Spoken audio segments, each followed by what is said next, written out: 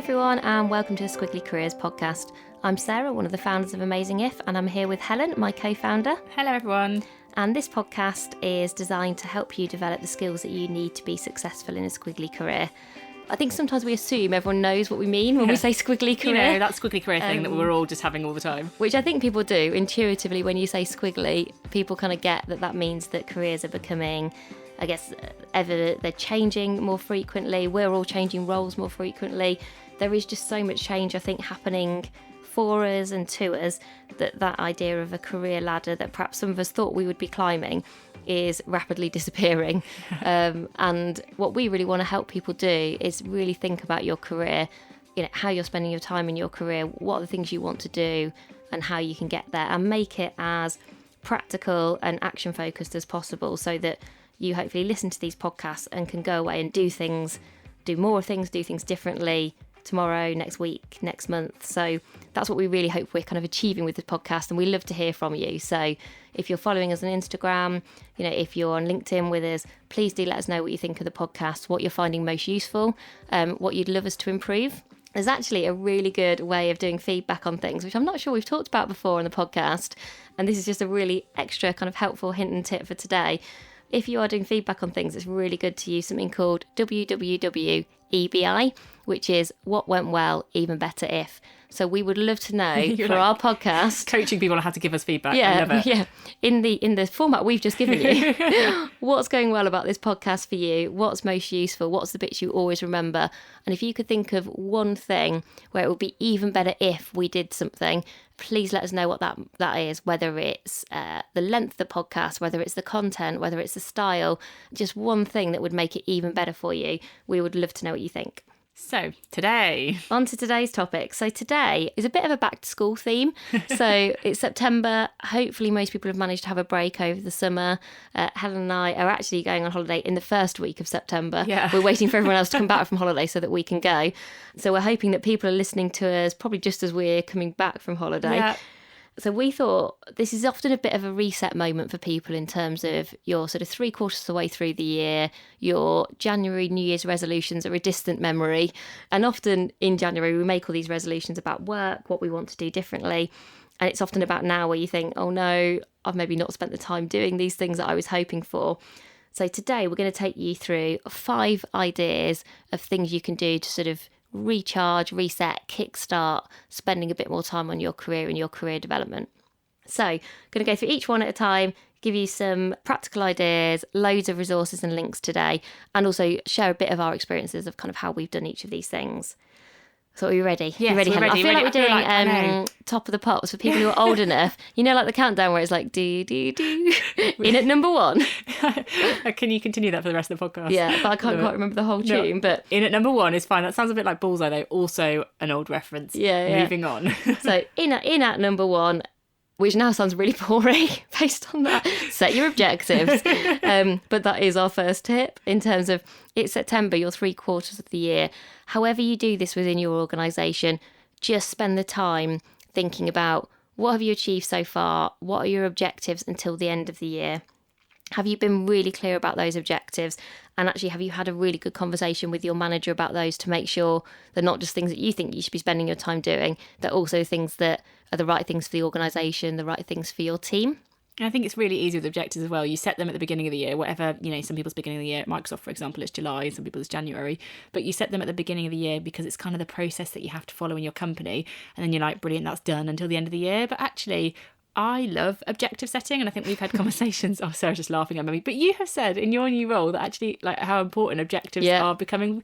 And I just think it's a really useful thing for you to just have a look at. Actually, over the next 3 months, like, don't make it like this thing you have to do in your job because your manager says. Actually take ownership for it and spend some time setting your objectives. Even if you don't have this process in your company, just sit down for yourself and say, for the next 3 months, what is it that I really, really want to achieve? And there are a couple of frameworks that are useful. So I can talk about in Microsoft when we have a really good process called Connects, and which is where we kind of look at our objectives and do a bit of reflection. So I guess the framework that we use is we do looking back. So what have I achieved in the period since I last looked at my objectives? So you do a kind of bit of looking back. What would I do differently? So that's just a bit of an opportunity to look at any kind of reflection. Then we have going forward. So what are the 3, 4, 5 things I'm really going to focus on over the period? And for you guys listening, we're talking about doing this between now and the end of the year. Yep. And then any development things that you really want to focus on in that time frame. So that's one particular way that we do it at Microsoft. I found it really useful for conversation as well, so good to do independently, but then you have a really nice conversation with someone about that. Again, that could be a manager, or do this with a peer, like have a good conversation about your objectives. There's another model that Google use, which a lot of people talk about, the OKR model, and that's the objectives and key results model. So it has less of the conversational elements that I just talked about in terms of how Microsoft do it, and it more just gets really specific around what is my objective over the next 3 months? What is the key result that will come out of that? And there are lots of templates and models for that. So when we post this up on the website on amazingif.com, under this podcast post, I will put some links to some of the templates that you can use, for example, for OKRs that might be useful. But that's just a couple of ways that you can look at objective setting. Have you got any others, Sarah, that you've used before in any companies? Or? It's old school, but I'm a really big advocate of SMART. Okay, yeah. In terms of, so SMART is specific, measurable, action focused, realistic and timely, and it's just it's not a template in the way that an OKR is, but it's an approach to when you are setting objectives, just make sure you're not being kind of too woolly. I actually think objective setting, really setting brilliant objectives is hard. And my experience, which might be useful to share, of setting objectives in my new role was that I kind of wrote them the first time, and then actually I almost keep them open permanently, and I've gone in and refined them and made them better, made them more specific, more meaningful, because otherwise they can be quite generic statements, and it really encourages you to, I think, a bit more about the results, about the specific impact, which is why OKRs are often quite useful. They're used a lot in startups. I think kind of technology and startups particularly like OKRs, because they're very much about, like agile working, sprints, delivering stuff in quite short periods of time. And I think the people I know who use OKR say they're really good at focusing teams to make sure everyone's pulling in the same direction. So I think definitely look at those. And, some organisations, I think we've both worked in very big organisations that have often like processes for these. Some organisations don't have processes for setting objectives, or that might not be kind of the terminology that you use. But there is nothing stopping you talking in whichever way feels kind of right for you and your organisation to your manager just about your priorities. So what are your priorities between now and the end of the year? How are you going to do that? What will success look like? You can do it in a really informal way. This doesn't need to be a template and a process, but just I think knowing what you want to achieve now in the next sort of 3 and a bit months can make a really big difference. So that's number 1. Set your objectives for the end of the year. I want to hear you do it. On to number 2. I think it's like in at number 2. That's what I want to say. Like in at number 2. Last week we talked a lot about spending time, how many hours we should all work. And one of the things I think when you are resetting and taking that moment to reflect is just to think about what's the one thing that you want to do differently in terms of your time. Often, I think when we go on holiday, have a break, you really reflect on what you're doing at work, what's right, what's not working, what you want to do more of. And a bit like New Year's resolutions, you know it all, but then you don't really end up doing anything different because habits are really hard to break. It's funny, isn't it? You have the first day back from holiday and you feel really like, everything's going to be different. I'm so zen. This is all going to be different. And usually by day 2, you're like, and it's all the same again. I was listening to this really interesting podcast this morning about the psychological power of a vacation, and it said that... It was American. No, it's an English podcast. Vacation. Was it American? No, maybe it's an American podcast. You're right. It was an American podcast. But the research that had been done, actually, I thought about you because it said that it's not the length of the vacation doesn't make a difference to how refreshed you feel, basically. Yeah. And they're saying it's actually a lot better to have shorter, frequent that's what I do. I know, that's what I thought about you. But they said about the the rosiness of the vacation, like the benefit of the vacation, I think it wears off within 2 weeks. It's gone. So that's why I say it's better to have more frequent vacations. So yeah, if you're back from your holiday today, in 2 weeks' time you might not be feeling so perky. But so I think the point we want to make here is between September and Christmas, think about one thing you want to do differently with your time. And I actually did this a couple of weeks ago, and I talked about it on the podcast around playing netball again. And I've been really specific with how many netball games I'm going to play between now and Christmas, to make sure that I really prioritise it. I don't let other things get in the way, and that I don't say yes to things which then mean I couldn't play. So I've sort of made just a real commitment to myself, and I've sort of shared it with lots of people, so everyone kind of knows it's really important to me. And that's it. That's just like the one thing I'm going to do differently. But already after 2 games, so I played my second game last night, a winning game, in case people are keeping track on Instagram, because of the first game I played back, we lost, and I was like, oh no. So it feels nice to have a win under the belt. I've had quite a frantic week. There's been a lot of stuff happening, and it would have been really easy to not play netball last night because we got more than enough players. I could have just gone home and done even more work. And today I've got so much more energy and a few bruises, it has to be said, having fell over as a result of just spending like an hour doing some exercise and doing something a bit different with some different people. So it's already having a really positive impact on my mental well-being, as well as I'm probably a tiny bit fitter than I was 2 weeks ago. And for me, another action that you can take in terms of thinking about how you spend your time and do you want to do it differently is to do a bit of a time audit. We have done a blog on this. It's a while ago since I wrote it, but I'll link to it under the podcast on amazingif.com.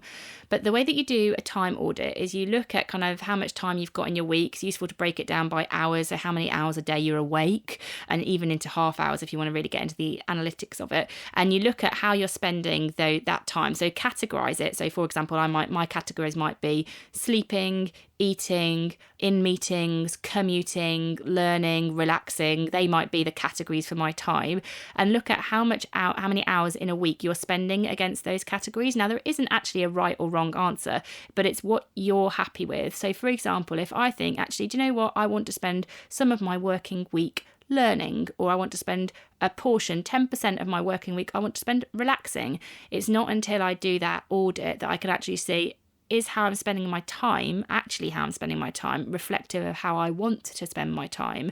And it's just a very useful exercise to do. I would look at the last 2 weeks, maybe even the last 4 weeks, and just see what trends have you got. I mean, if you're spending 60% of your time in meetings, for example, is that actually what you want? Or do you maybe need to make some adjustments over the next couple of months so you could trial a slightly different way of working and create yourself some more time to do the other categories of things that are important to you? So yeah, I'll post to the blog where we talk about it a little bit more. There's also another blog, if I can find it, an article where someone visualizes it in a really, really nice way. And it's just, if you're a visual thinker, that also helps as well for just thinking about your time. I've done it in a spreadsheet before. So Helen, I'm going to put you on the spot. Go on. What's the one thing you're going to do differently between September and Christmas?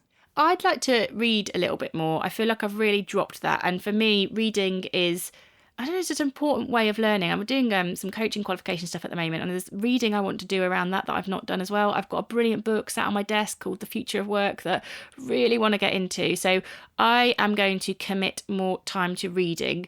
I very specifically would like to do like half an hour a day in the morning in the week. So I get up early in the morning, so much to Sarah's mockery most of the time. And a lot of the time I go through my email, I look at my day. I do journaling, so I do some stuff that I find quite productive. But I do think, actually, do you know what? I could use half an hour of that to read. And then in a week, that's completely created me some time that I sort of already have, but I'm just not using for that purpose. And I think it would just make me feel like I've got a few more ideas, a few more insights. It'd be good for Instagram stories. I just feel like that was a good start to my day. So that's specifically what I'm going to do, Sarah. So maybe you can give us a précis of that book. Gosh, she's put me on the spot. In a few weeks on the podcast. Okay, The Future that of sounds like Work it'd be something review. Interesting to all of our listeners. Okay, I'll do that in the intro in a couple of weeks. The Future of Work book review. Yeah, by the end of September. There you go. Done. Thanks Specific. For that. Going back to my first point. Everything smart. links, you see.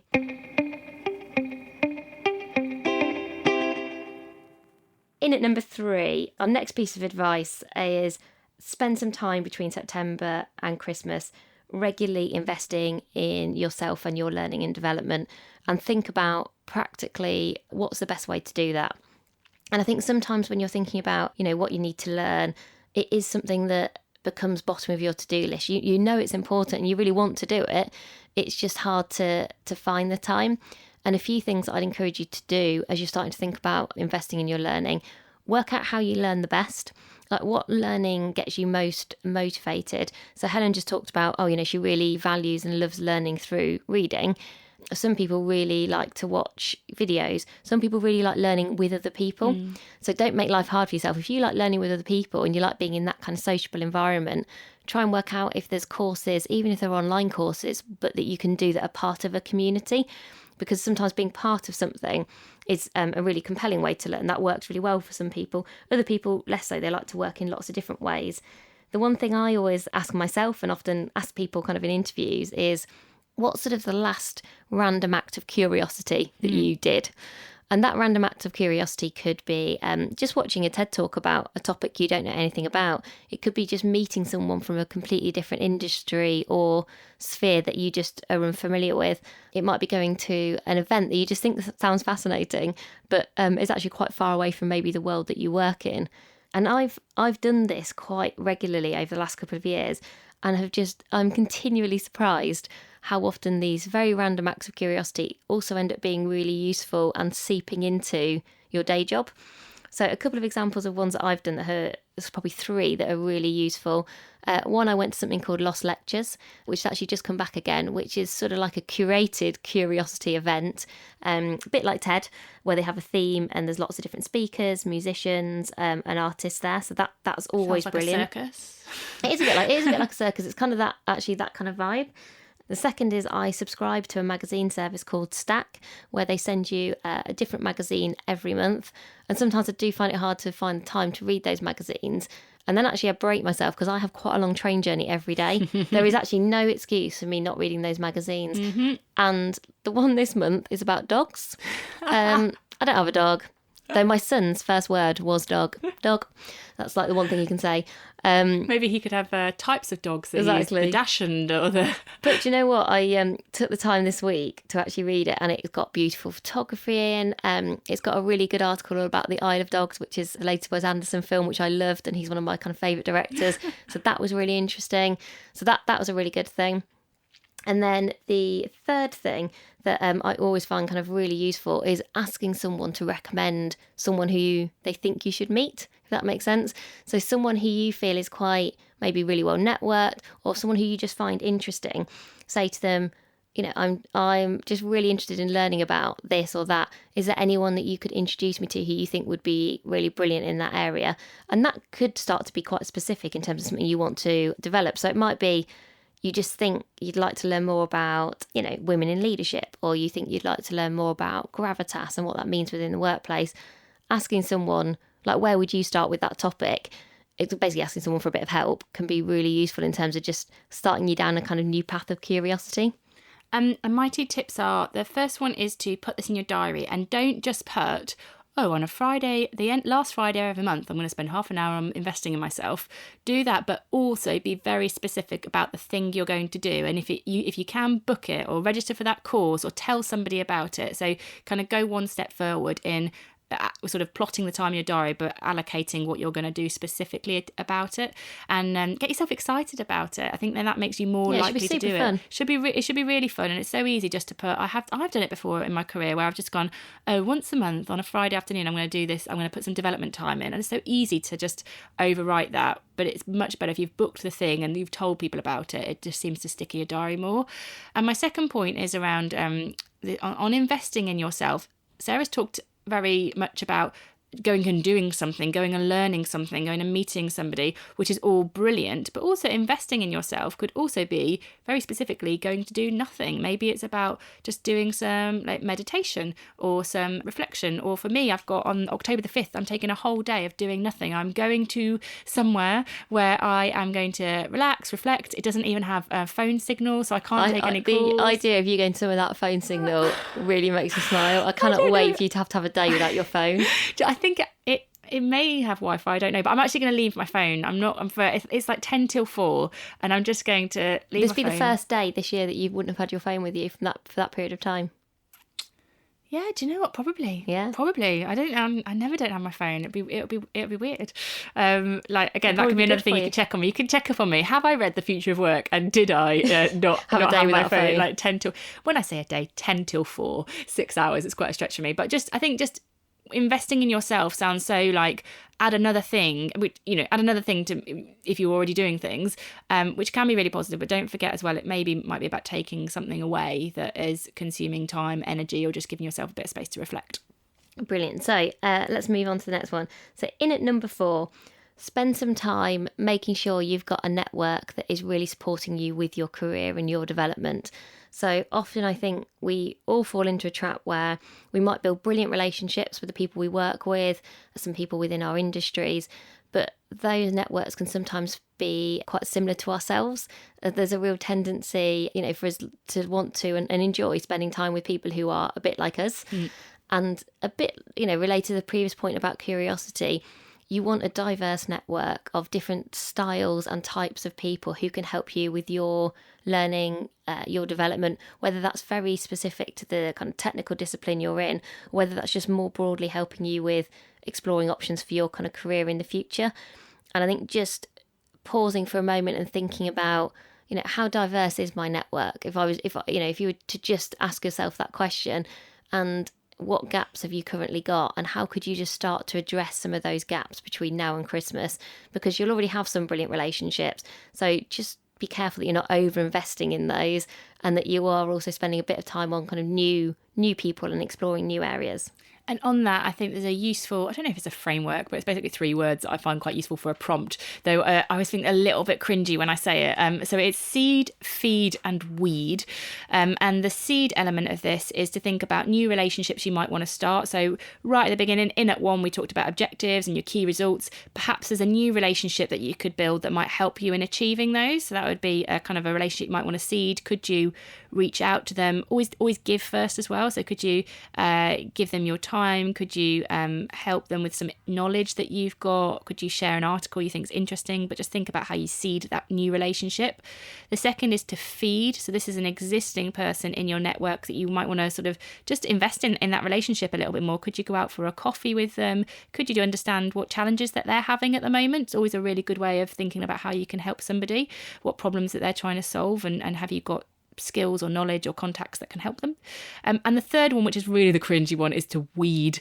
And that always sounds really harsh. And that's not about saying to somebody, you were in my network, but I no longer want you in there. Devastating. If someone comes up and says that, like, yeah, no thanks. That'd be really harsh. You'd never ever want that person in your network ever. But the weed thing is just to reflect on where you're spending your time. It's a bit that Sarah just touched on. It might be that you're spending quite a lot of time with somebody in your network at the moment. And actually what you need to do to seed and feed a new relationship is to spend a bit less time on there. So it might be, for example, maybe I have been mentoring somebody every month for the past 3 or 4 months. I might need to tell them that I just need to take a little pause because I need to invest in some, I might not say new relationships, but I need to invest in some new activity for the next couple of months. But just have a look at who you're spending the most time with. And it's very likely that in order to spend some time with new people, you are going to have to spend less time with somebody else, and just be really conscious about who that person is and why that is. And it doesn't mean you're kicking them out for good. It just means you're thinking about where's the most impactful place I can spend my time with people in my network over the next 3 months in support of my objectives.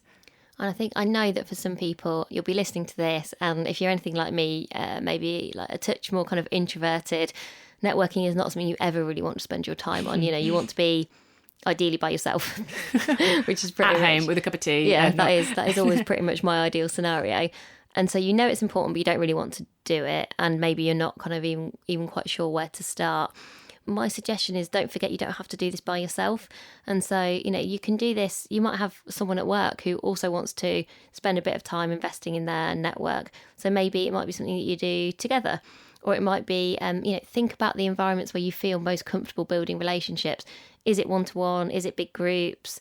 Is it certain styles of events? So don't feel like this has to mean you have to do something that you really are not going to enjoy or doesn't feel kind of right for you. Always start with the areas where you feel most comfortable, most confident. And if it does feel a little bit scary, I always say you don't need to apologise for doing this with someone else or with a group of people. That's absolutely fine.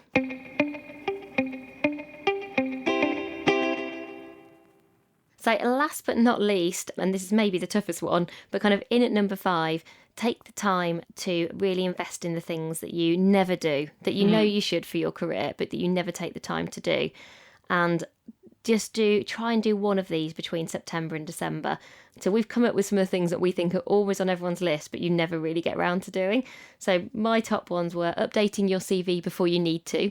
Like, when do you ever update your CV when you're not actually going for a job? And don't do that because you think you're going to go for a job. Just do it because actually just it helps you to focus on what you have achieved, kind of what's been important to you, so that you can reflect on your successes a little bit more. It helps in development conversations as well because it's just top of mind. Yeah, well, I think probably linked to the CV one is your LinkedIn profile. It's probably, if anything, the one I hear more often now because LinkedIn is becoming even more popular. So people are always like, oh yeah, I need to update my CV as I go, not just when I'm going for a job. And the same with LinkedIn, because you definitely see some profiles that were updated just as they're clearly about to look for a new job.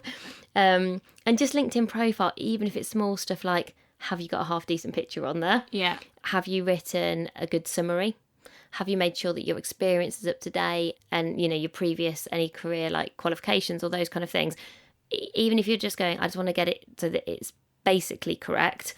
I think that's a really good step forward. You know, you don't need to invest loads of time in a LinkedIn profile. Yeah, and I think do a bit of stalking as well. Have a look at some people's LinkedIn profiles that you think are really good, and just, do you know what, just build on that kind of thing. Look at their approach and then and think about your phraseology and your wording that brings it to life for you. Third one then is to record your successes. So in the same kind of vein as updating your CV, have a think, maybe every month, just think about 3 things that you feel really proud of that you've achieved that month. That is really useful for development conversations because it's top of mind, but it also gets you into a habit of thinking about what you've done that's good. And back to that kind of busy thing, when we're really busy sometimes, we miss that. We're always moving on to the next thing, and recording your successes is actually a really good thing for your confidence as well.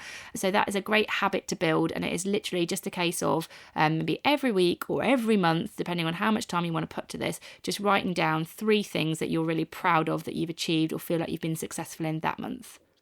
And another one that I think everyone knows they should do, but it's sometimes harder to do, particularly if you've not got a structure in place that forces you to do it, is asking for feedback.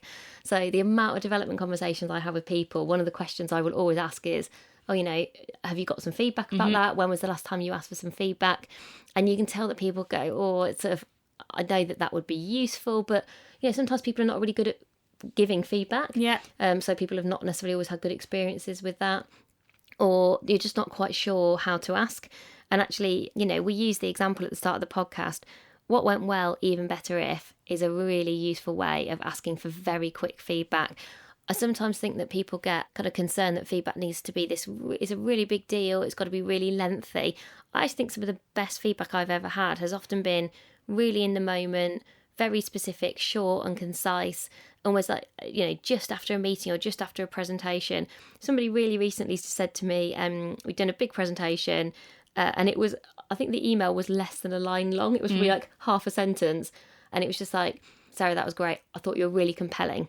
And it was just a tiny bit more than just going, that was great. Yeah. It was kind of going, this is sort of what I thought was great about that. And it was very small. I mean, it was a useful kind of motivating sentiment, but it was also, it gave me some insight into what was good about that.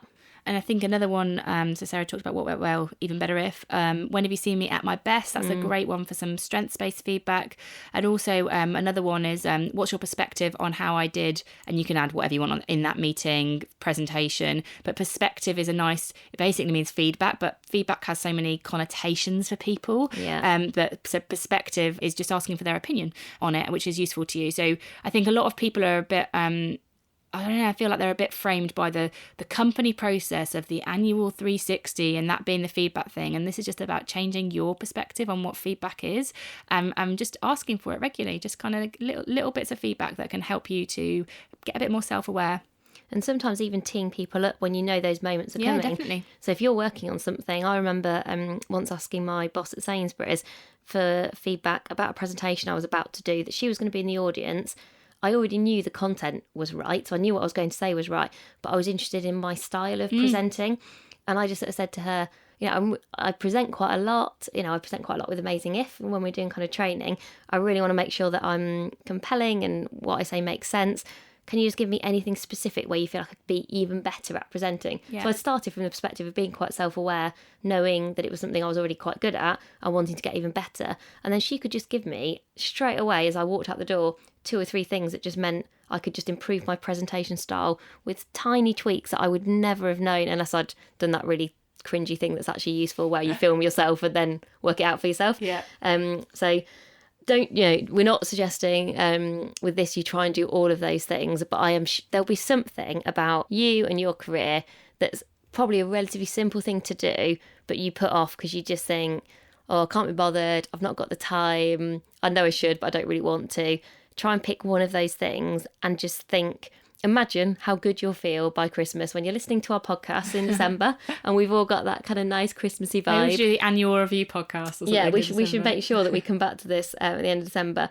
How good you'll feel if you're one of the people listening and you've got that one annoying thing off your list, because once it's done with a lot of these things, it then becomes a habit, or it just becomes a bit easier. So hopefully that's helped. You can kind of just kickstart with a few actionable things for the kind of towards the end of the year. Funny says we've still got quite a few months to go, but hopefully that could help you. So next week we're excited. We're going to be doing a podcast all about growth mindset, which is, we are excited. Do you know what, we talk about it all the time, and we're like, have we ever actually done a podcast on growth mindset? So we're not just going to talk about what it is, because it's very easy. We're going to spend lots of time talking about how brilliant it is and how important it is, but we're actually going to get really actionable. So we're going to be looking at kind of fixed mindset and growth mindset, and where activities that you can do that can make you a bit more what we call spongy. So kind of just a bit more open in terms of how you're thinking, and also thinking about situations that might make you a bit more fixed. So if you want to hear a bit about growth mindset and how you can use it at work and make it an actionable thing and not just a business buzzword, then next week's podcast might be the one for you. And in terms of this week, thank you very much for listening. I hope you found it helpful. As ever, we love to get your feedback, so you can send that to us at getintouch@amazingif.com. If you've got any suggestions, or if you just want to chat to us, we are there on social media. We are at amazing_if on Twitter, or if Instagram is your thing, you can find us there at amazingif. We do a daily careers tip as well on Instagram stories, which is something that I do every day. And we've got a lovely... It's like you're getting a little dig. That was a little dig at Sarah that I will get. No, it's not at all. But it's just, if you're wondering why it's not both of us, it's very hard to coordinate Sarah and I to do everything together. So that's why Sarah will do it soon, I'm sure. She'll have her... That's actually probably in my list of things that I know I should do, but I'm putting off. That's very true. That probably is my one. Okay, by the end of December, Sarah's got to have done an Instagram story. I'm given a month to sort that out. But yeah, there's a lovely little community on there, and you can almost have a little conversation with us there, so that's a nice place to be. And as ever, we would love it if you, if this is a podcast you're enjoying and you find it valuable, please do leave us a review, because it helps us to share this with more people, and that's very much part of our mission, is to reach as many people as possible to help them with the skills to succeed in their squiggly career. So I think that is it for this week. We'll leave it there, and we'll be back next week with Growth Mindset. Thanks very much for listening, everyone. Bye for now.